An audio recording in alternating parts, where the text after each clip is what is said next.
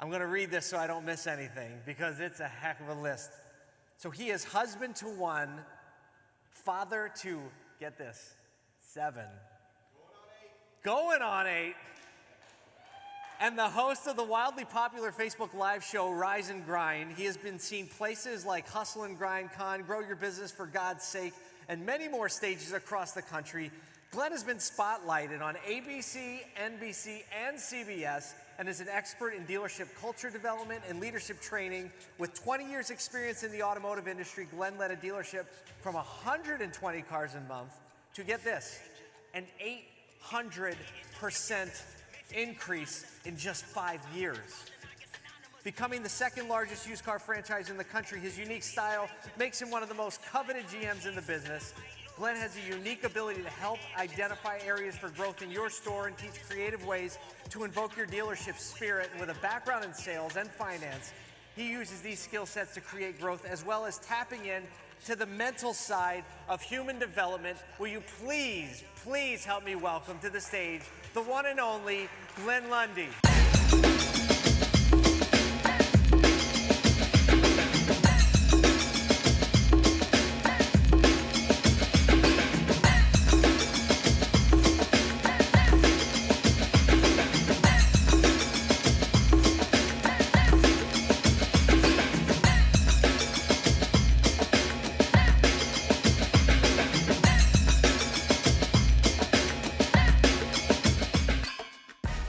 Man, I love that song. How's everybody doing?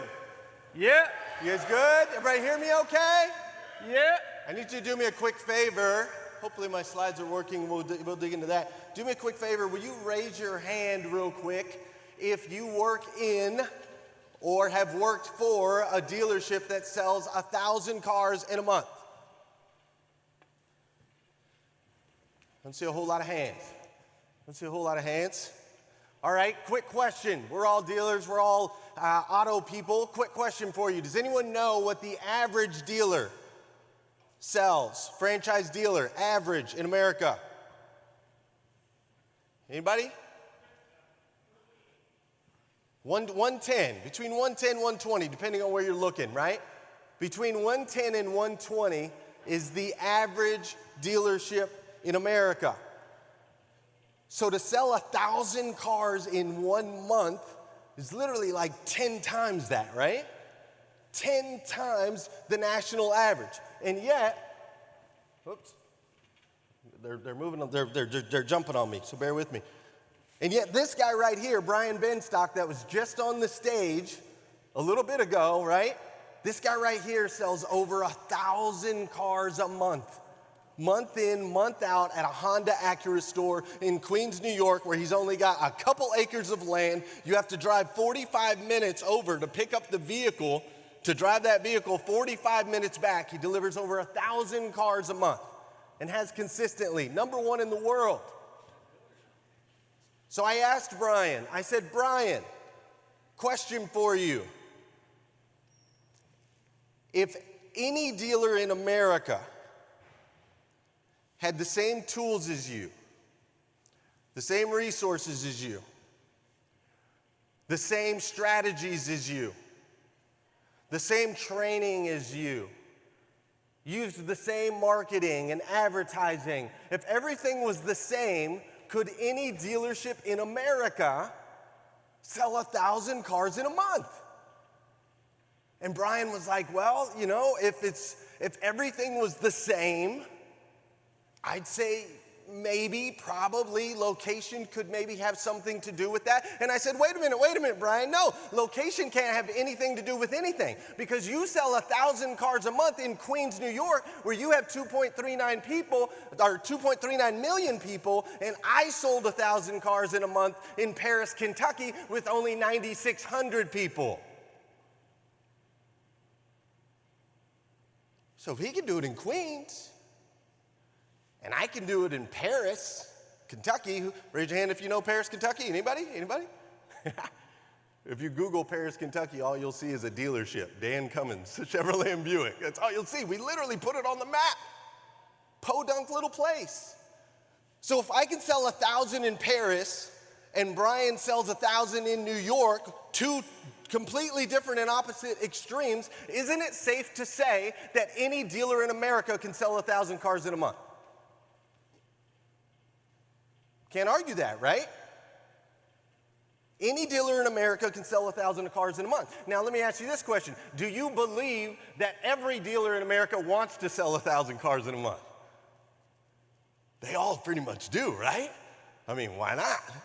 A lot of cars, a lot of money, a lot of fun. That's what we're here for, right? So the question I want to ask you today, and what I want to talk to you about today, is why is it that if all dealers want to sell 1,000 cars in a month, and we've made it clear that no matter where you are with the right resources and the right people, that every dealership can sell 1,000 cars in a month, why don't they all do it? There's one reason. There's really one reason that every dealership in America doesn't sell 1,000 cars in a month, and that's what we're going to talk about today. We're going to talk about this idea of raising the standard of average in our industry. You see, a lot of people don't know this, but the alpha lion actually has the shortest lifespan of all the lions. Did you know that? Everybody wants to be an alpha, right? They're like, I'm a lion, rawr, right? Everybody's all proud. I want to be the lion. I'm the alpha. I'm the male, rah, rah, rah. Technically, the alpha lion is in the most dangerous position in the kingdom. They grow up, they're strong, they win their way to the top. They now get to lead. They have this whole staff, basically, of lionesses that go out there and do all the hunting for them, and all they got to do is hang back, and they mate, and they fight. That's all they do. But that puts them in an incredibly dangerous position. All it takes is one little broken leg or a little ankle or some type of issue. You show some type of weakness as the alpha, and you're done. You're toast. You get kicked out of the pride. You're out on your own, solo. Most alpha lions end up dying of starvation. They forget how to hunt. They can't fend for themselves. They get weak, they get old, and they die. You see, it's not safe to stand out in the animal kingdom. We see this with other animals as well. You take a look at these elephants, right? An elephant, big, massive, 13,000-pound animal.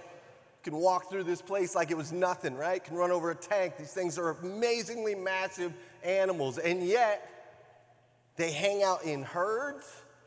They stay together in numbers because they realize it's safest to be in the middle. When you're out on the edge, when you start to stand out, it's a dangerous position, no matter how big you are. We also see it with wolf packs. Another symbol that guys like to use, right? Like, I'm a lone wolf. I like to go on my own. I don't follow the thing. I don't hang with the pack, right? We all talk about that. If you see a lone wolf walking around in the wild, you better take a picture. That sucker's on his way out. He's starving. You see, wolves run in packs. That's where it's safe. That's where it's comfortable. That's how they're designed. That's how it works. You show weakness, you're out. You don't hold up your end of the bargain, you gotta go. So this whole concept of lone wolf, this is not reality in the animal kingdom. To stand out and to be alone is simply dangerous across the board. Now, this doesn't just exist in the wild animal kingdom. This exists for humans as well. We see it all the time. Somebody stands out. They create something new, something innovative, something revolutionary. And what do? We pick them apart, right? Can you imagine being Zuckerberg, right? One day you're like hanging with your buddies, you're like, hey dude, let's do hotornot.com, right?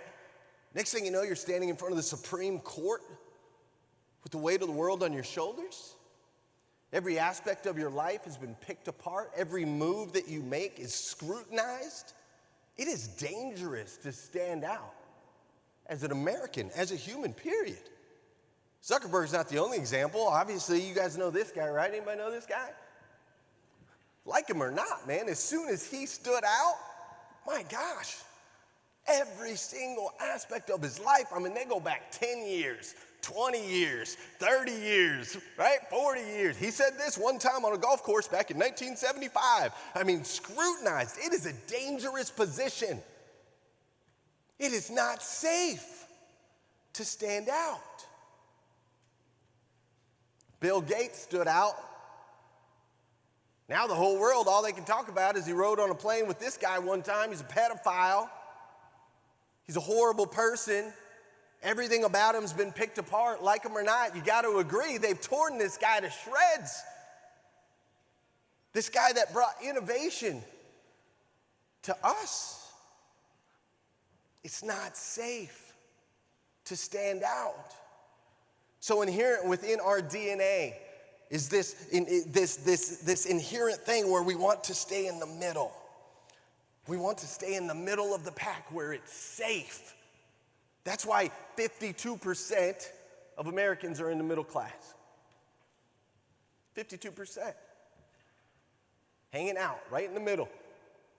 Comfy, cozy. It's warm. I don't want to be lower than everybody else. That's not safe, right? Poverty. Does anybody think poverty's safe? Just so we can have clarity here, right? I don't want to be lower than the pack. That's not safe. I don't want to be outside on that side. I don't want to necessarily be outside on the other side where I'm one of the richest and I'm one of the most famous and I'm one of the most scrutinized. So we'll just kind of hang out right here in the middle where it's safe. We'll hang out here and we'll make just enough money to get by. We'll have our 2.2 kids or whatever it is in our 3,300 square foot house or whatever the average is across America nowadays, right? We'll just kind of hang out there. It's safe. It's a safe place. Safe, average, and comfortable. That's where most humans will spend the majority of their life.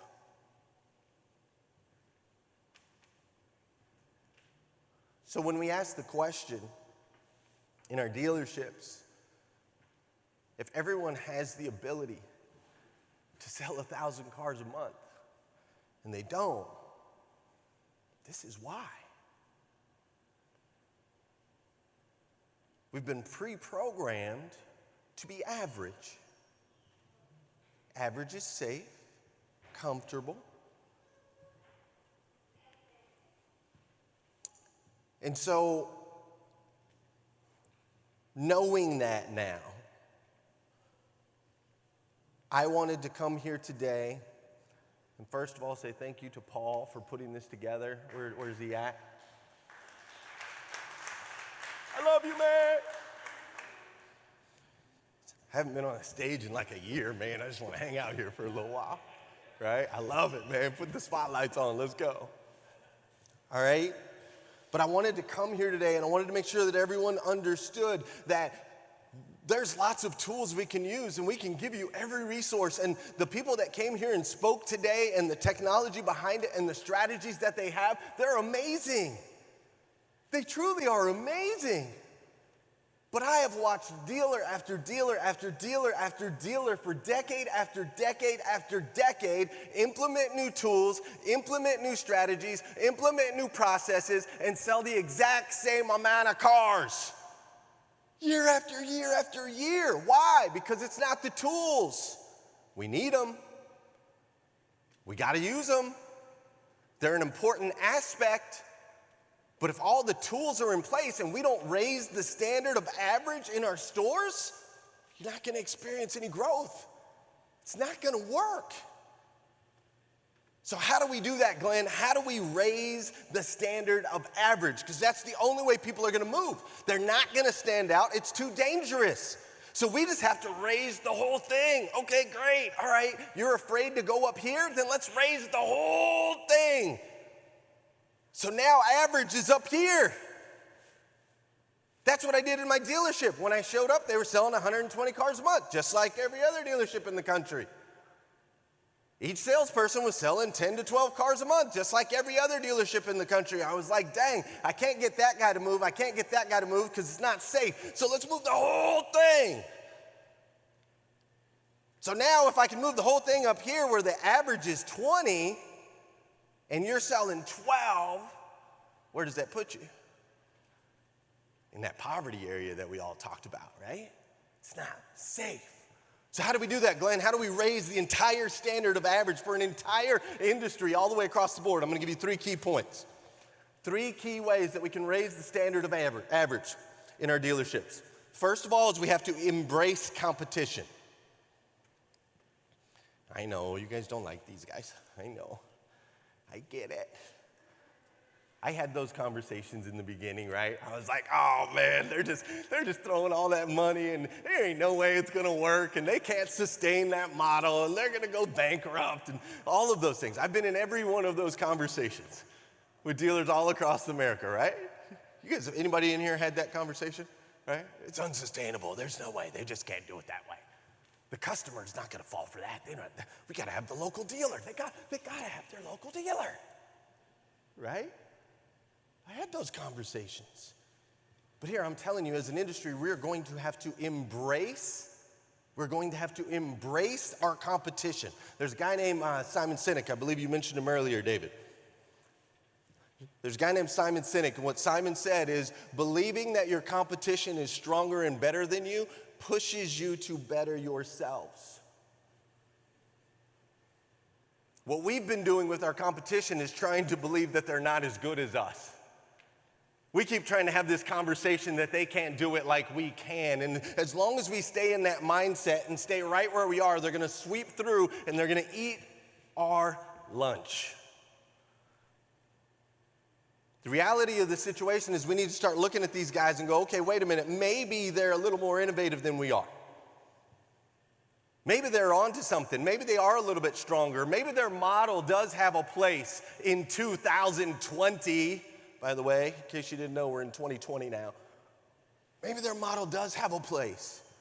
We have to start to embrace it. We have to say, okay, let's look at what they're doing, and maybe we can apply some of that in our dealerships, in our communities. How are they doing that, right? So what's happened when we start to embrace the competition, we start to look at them a little bit differently. What you're going to start to see is that all these guys, Carvana and Tesla and the manufacturer who's doing things direct, right, Cars Direct, all these things, what you're going to start to see is they've actually created an environment that you all already know. You see, they created an environment called Choose Your Own Adventure. Any of you guys ever do a Choose Your Own Adventure book or any of that, right? You're like, okay, I'm gonna go through the Amazon rainforest. I'm gonna swing over the vine, and you swing over, and all of a sudden it's like, rah! You got eaten by a crocodile, and you're like, oh, okay, I'm gonna come back over here, and maybe I'll go this way, and I'm gonna weave my way, and I'm gonna go through the forest over to Grandma's house, and I'm gonna take a left instead of a right, and then there's the big bad wolf, rah! Right? And you keep choosing your journey until you find your way to the path that you like most. That's what our competitors have created for us. It's a choose your own adventure. Which way does the customer want to go? They want to go with the Carvana, drop off, no salesperson? Cool, you can do that. That's cool. You want to get direct from the manufacturer? You can do that too. You want to come pick it up? You want to do it online? How do you want to do it? Choose your own adventure and experience. The difference between the choose your own adventure books and the adventure that we're having now, the biggest difference is that we don't know when our kids are doing the choose adventure. We don't know which way they're going to choose. We don't know which path they go. We don't know which path they like better than the other path. We don't know any of that. However, in 2020, by the way, we are in 2020, just in case you guys didn't know. In 2020, with this choose your own adventure, we actually have data. It's so cool. We're like, oh, they like to go through the rainforest more than they like to go through the woods. We have information. It tells us. It's right there. So what we need to do is embrace the technology. We need to embrace the data. We need to look at it and follow it and say, okay, so this is the adventure that they're taking, and this is why they like it, and this is how I can change and implement and evolve and raise the standard of average for me and my dealership and an industry so we can get with the program. You guys feel me? We got to embrace this, man. Quit trying to ignore it. Quit thinking it's going to go away. It's not. Maybe they're building something bigger and better and stronger. I don't know. Let's let our consumers guide us and tell us, right? We have the data. So that's the first thing I need you to embrace, all right? Embrace your competitors, that they exist, all right? Second thing that we're going to need to do in order to really raise the standard of average for us as an industry as a whole is we have to start training our leaders. Our leaders need training badly. We have sales training that exists, right? We have lots of sales training. We have some F&I training. I've seen a lot of F&I training. Trust me, the warranty companies have no problem training your people, do they? Oh, we'll come right in. We'll train them every day, whatever you want. They're making a premium as they fly in their little plane, right? I love the insurance companies, right? So we've got F&I training. We've got some sales training, maybe even some middle management training, maybe a little bit of that, right? We've got some of that going on. But my question for you is, who is training the owner? Who's training the leaders of these organizations? NADA does a great job of training people operationally. NADA can tear apart a financial statement, buddy. They can help you in all those different areas of your dealership. They've got best practices. They have pulled together some of the greatest minds in the auto industry. He said it earlier, there's 2,500 dealers that are in NADA 20 groups. I support that 100%. They are training people on how to operate. Who is training our leaders on how to lead? Besides me. Just asking, yeah. Because there's 17,000 dealerships out there. 17,000 dealerships that are being led right now in the way that their mentor taught them to lead, their daddy taught them to lead, their daddy's daddy's daddy taught them to lead. That's who's running our stores right now.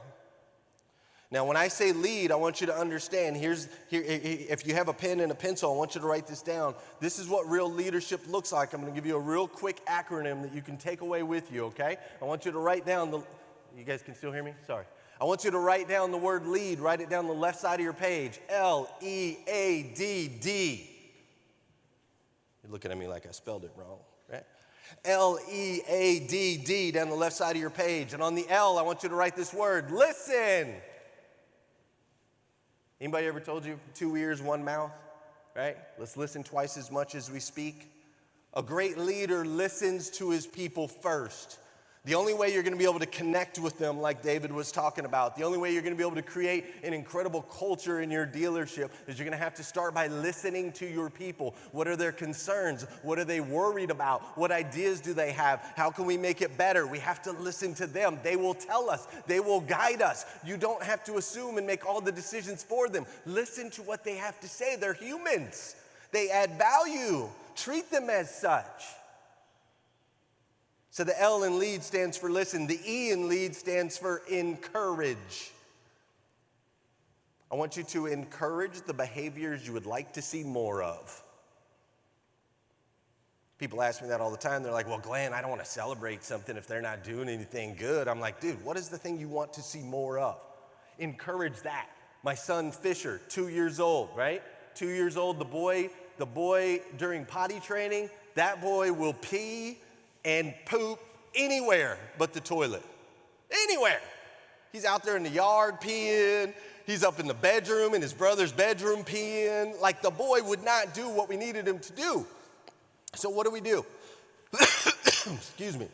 Not supposed to cough during COVID era, I know. So what do we do, right? Every time he does the thing that we want him to do, the behavior we want him to do, we celebrate. We encourage, yeah, Fisher went pee-pee in the potty. That's what's up, that's what's up. We're like doing this, right? Fisher, right? We celebrate as a family because when we encourage that, we get more of that behavior. Same thing for all of your people. First, I want you to listen to them. Second, I want you to encourage them. Find something that they're doing that they can do more of. Encourage that behavior. Great leaders will. Now, once I've listened to them, I've encouraged them, now I've earned the right to advise them. The A in lead is advise. This is where most managers start. Straight into the advice. This is what you're doing wrong. This is what you need to do. Now get out there, guys. All right? That's our motivational meeting in the morning. You suck at this, do better at this, and I'll see you out there, right? That's where most managers start. No. We got to listen first to our people. Then we encourage our people. Now we earn the right to advise our people on the areas of development that they can get better. Make sense? Listen, encourage, advise. After we advise, your next step as a leader is to develop. Please stop telling people what to do and not showing them how to do it. I know it takes time. I know you're busy. I know you got heat cases. I know you're worried about Google reviews and all the other things, but nothing is more important than your people. Do you understand? Nothing is more important than your people. For those of you in the back, nothing's more important than your people. So we listen, we encourage, we advise, then we take the time to actually develop them in the areas that they need developing. The last D in lead is daily. You have to do this every single day. Not some of the time, not every once in a while. We listen, encourage, advise, and develop. We listen, encourage, advise, and develop. We listen, encourage, advise, and develop, and we do it every single day. Fair enough? Listen, we have to raise the standard of average in this industry. We have other industries, well, we won't talk about the law of the lid. I don't have enough time. I'm running out of time. We have other industries. I flew in here, right, from Kentucky last night on a plane. Flew in. I was thinking about this. I'm like, man, this pilot went to school, got a license, and the standard in the airline industry, do you guys know what the standard is? Get people up in the air and back on the ground safely. That's their standard. And imagine if they sucked at it.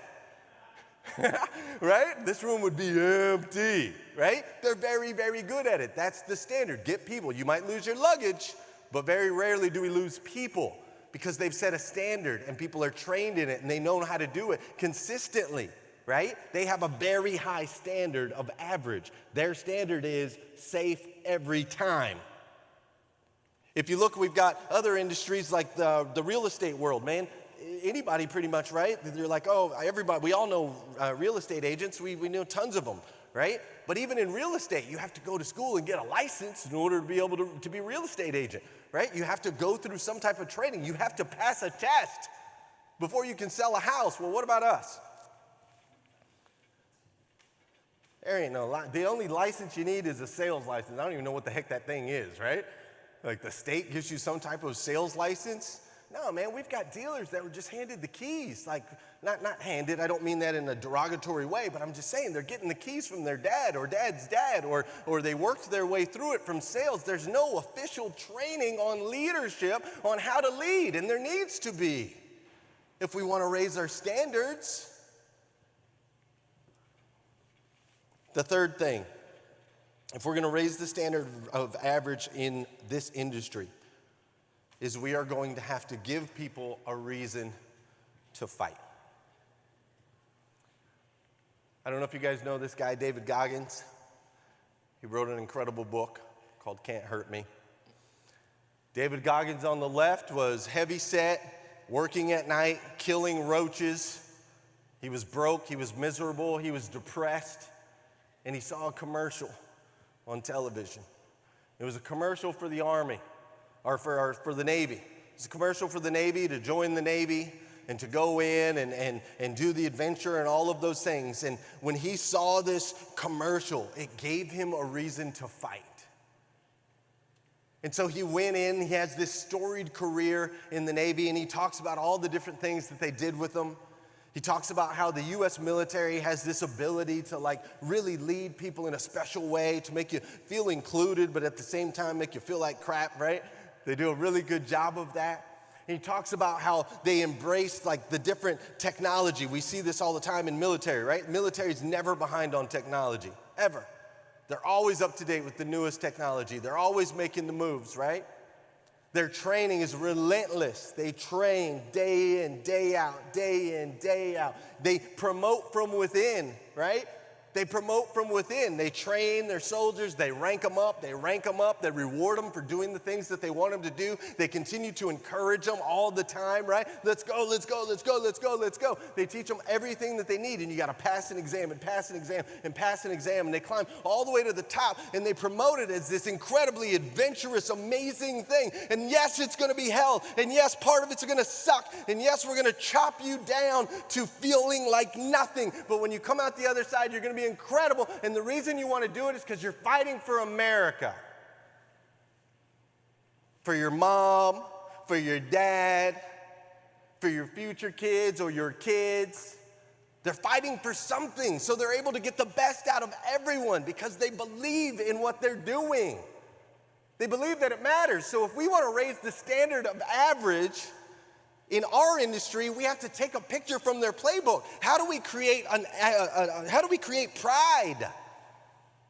Pride in your dealership. Pride to wear the uniform. Pride to have your dealership's name gladly shown on their polo if that's what you've got them wearing. How do we create that pride in the dealership? Listen, COVID has shown us we are a freaking powerhouse.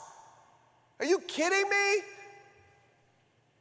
Dude, the decisions you guys made over the last 6 months, you saved American lives. That's what you did. By keeping your doors open, by pulling together as a community, by bouncing ideas and strategies off of each other, by communicating, by keeping the money flowing, right? Keeping the money flowing, keeping the transportation going, keeping people in their cars. I saw you guys serving their communities. I saw you doing blood drives. I saw you picking up people's groceries, man. I saw you doing all of these things. You literally saved people's lives for the last 6 months. Our business matters so deeply. So how are you going to continue this push? We've been given something to fight for. I hope you'll continue fighting because there are literally lives at stake. It is time for us to raise the standard of average in this industry. It's time to change it because it matters. Fair enough? Thank you, Paul. I appreciate you.